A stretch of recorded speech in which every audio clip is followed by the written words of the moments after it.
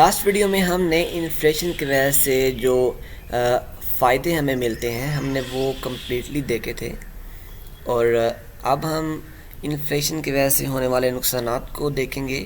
In depth, اور یہ دیکھیں گے کہ انفلیشن کسی بھی کنٹری کی اکانومی کے لیے کتنی زیادہ امپورٹنٹ ہے۔ اس کے علاوہ سیلریز اور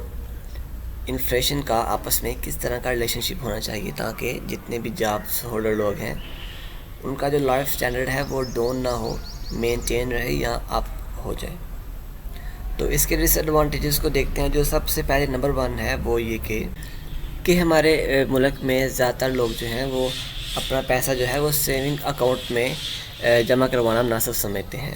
لیکن آپ کو ایک بات یہ کام کرتے ہوئے ضرور ذہن نشین کرنی چاہیے کہ جو سیونگ اکاؤنٹ پر انٹرسٹ ریٹ مل رہا ہے ہمیں وہ انفلیشن سے کم ہے یا زیادہ ہے۔ اگر تو آپ کو سیونگ اکاؤنٹ میں انٹرسٹ ریٹ جو ہے وہ 10% مل رہا ہے، یعنی کہ آپ کے جو فار ایگزامپل آپ کے بینک میں 1 لاکھ روپے ہیں، تو آپ کو 1 سال بعد 10% کے لحاظ سے آپ کے 1 سال بعد 1,10,000 روپے ہو جائیں گے آپ کے سیونگ اکاؤنٹ میں۔ لیکن سپوز کر کے اگر انفلیشن جو ہے وہ 12% ہوئی اس سال، تو آپ کی جو پیسے کی ویلیو ہے وہ انٹرسٹ ریٹ حاصل کرنے کے بعد بھی کم ہو جائے گی۔ تو آپ کو یہی دیکھنا ہے کہ اگر انٹرسٹ ریٹ جو ہے وہ انفلیشن سے زیادہ ہے تو تب آپ اپنے پیسے بینک میں رکھوائیں، نہیں تو کسی اور اچھی جگہ پر انویسٹ کر دیں۔ دیکھیں اگر آپ کا جو انٹرسٹ ریٹ ہے وہ انفلیشن سے کم ہوا تو ایک تو آپ کا نقصان یہ کہ پورا سال آپ کا پیسہ بینک میں پڑا رہا، آپ نے کسی جگہ پر انویسٹ نہ کیا، اور اوپر سے پیسے کی ویلیو میں پرچیزنگ پاور میں بھی کمی ہوگی۔ تو کسی بھی بینک میں رکھنے سے پہلے آپ پچھلے 2-3 سال کی جو انفلیشن ریٹ ہے وہ دیکھیں کہ انفلیشن ریٹ کس طرح سے بڑھ رہا ہے، اور پھر اپنا پیسہ کسی بھی سیونگ اکاؤنٹ میں جمع کروائیں تاکہ 2-3 سال بعد آپ کو یہ پچھتاوا نہ ہو کہ ہمارے پیسے کی اتنی زیادہ ویلیو کم ہو چکی ہے انٹرسٹ ریٹ لینے کے باوجود بھی۔ تو انٹرسٹ ریٹ اور انفلیشن ریٹ کو دیکھنا بہت ضروری ہے کسی بھی بینک میں پیسہ جمع کروانے سے پہلے، خاص کر وہ بیچارے لوگ جن کو اتنا انویسٹ کرنے کا پتہ نہیں ہوتا، اور وہ یہ سمجھتے ہیں کہ ہم جابس کر رہے ہیں اور ساتھ تھوڑے تھوڑے پیسے بچا کر ہم بینک میں سیو کرتے جاتے ہیں تاکہ ہم جب ریٹائر ہو جائیں تو ہم اپنی سیونگ پر اپنی لائف اچھے طریقے سے گزار سکیں۔ تو ان کو کافی لاس ہو سکتا ہے اگر ان کو پتہ نہیں کہ انفلیشن اور انٹرسٹ ریٹ کیا ہے۔ اگر ان کو پتہ ہو کہ انٹرسٹ ریٹ کم ہے انفلیشن سے تو وہ کسی اور جگہ پر بھی انویسٹ کر سکتے ہیں۔ تو اس لیے یہ انفلیشن سے بچنے کے لیے جو مختلف طریقے ہیں اس سے ایٹ لیسٹ سب کو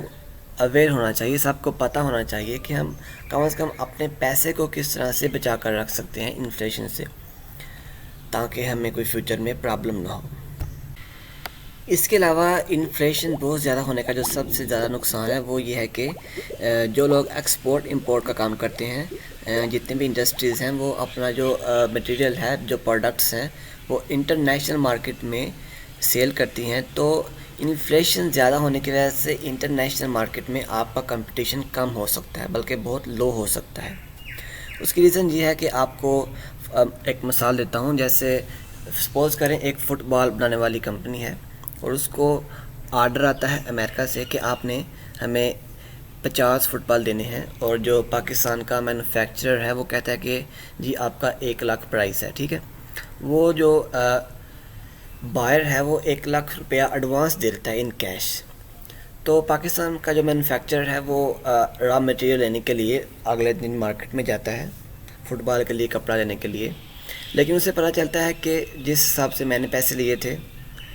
اس حساب سے تو یہاں کوئی سامان ہی نہیں ہے، یعنی کہ ایک دن میں ہی پرائس جو ہے وہ کپڑے کی بہت زیادہ بڑھ چکی ہے، پرائس میں کوئی اسٹیبلٹی نہیں ہے۔ تو پھر وہ اپنے بائر سے دوبارہ کانٹیکٹ کرے گا اور اسے بتائے گا کہ جی جس دن میں نے فار ایگزامپل میں نے آپ کو 24 تاریخ کو بتایا تھا کہ فٹ بال کے جو مینوفیکچرنگ کاسٹ ہے وہ اتنی آئے گی 50 فٹ بال کی، اس کے لحاظ سے آپ مجھے 1 لاکھ روپیہ دے دیں، لیکن میں اگلے دن بازار گیا ہوں لیکن پرائس جو ہے وہ بہت زیادہ بڑھ چکی ہے، مجھے نہیں تھا پتہ، اس لیے آپ مجھے تھوڑے پیسے اور دے دیں۔ تو وہ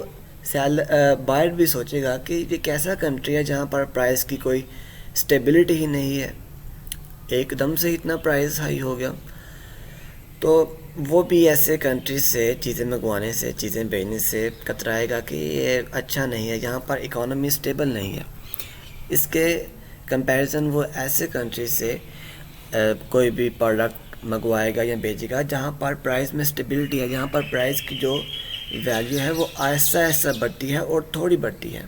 دیکھیں پاکستان میں جو انفلیشن ریٹ ہے وہ 10%، 13%، 7%، 8% تک رہتا ہے، حالانکہ جو آئیڈیل ریٹ ہے وہ 2 سے 3% ہے. اور امریکہ، چائنا اور جتنے بھی اچھے اچھے کنٹریز ہیں وہاں پر یہی ہے 2 سے 3%، بلکہ 4 بھی نہیں ہوتا، 2 سے 3% ہوتا ہے. تو زیادہ تر لوگ اس لیے جو اچھے کنٹریز ہیں وہاں سے مٹیریل منگوانے میں جو ہے وہ پریفرنس دیتے ہیں ان کو، اسٹیبلٹی کی وجہ سے، کیونکہ ان کو پتہ ہے پاکستان میں جو اکانومی اسٹیبلٹی ہے وہ اچھی نہیں ہے، کسی وقت بھی چیزوں کی پرائز بڑھ سکتی ہے، کم ہو سکتی ہے. لیکن پھر بھی پاکستان کی کچھ چیزیں جو ہیں وہ بہت اچھی ہیں، جیسے کہ اون، کپڑے، چاول، فروٹس وغیرہ. تو اس لیے چیزیں اچھی ہونے کی وجہ سے کچھ لوگ پھر بھی ہم سے جو ہیں وہ خریدتے ہیں، لیکن اکانومی اسٹیبل نہ ہونے کی وجہ سے بہت زیادہ فرق آتا ہے. اس لیے جو کمپٹیشن ہے انٹرنیشنل مارکیٹ میں انفلیشن زیادہ ہونے کی وجہ سے وہ بہت کم ہو سکتا ہے.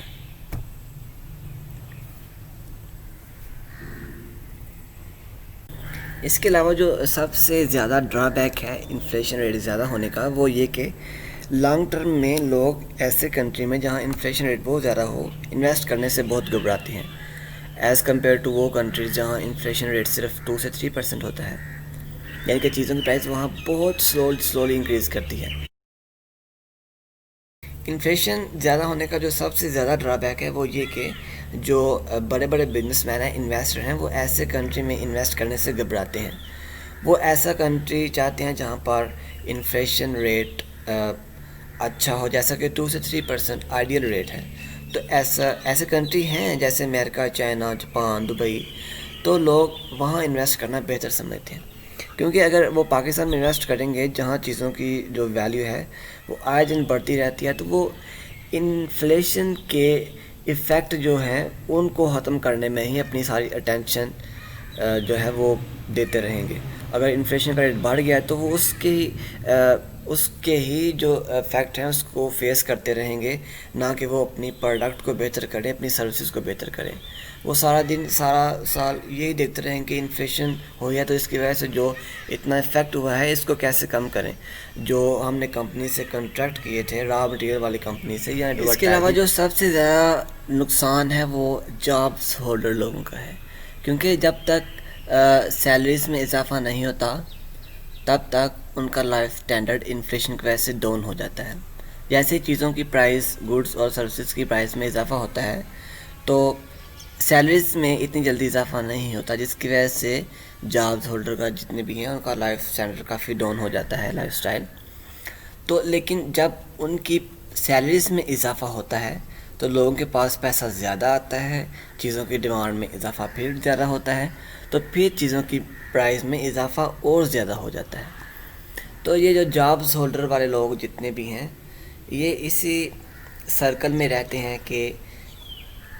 ان کو سیلری ملتی ہے تو تھوڑی دیر بعد انفلیشن میں اضافہ اور ہو جاتا ہے، اور جب اضافہ ہوتا ہے تو ان کا لائف سٹائل پھر تھوڑا ڈاؤن ہو جاتا ہے، کیونکہ یہ اپنے ایکسپینسز پھر بڑھا لیتے ہیں.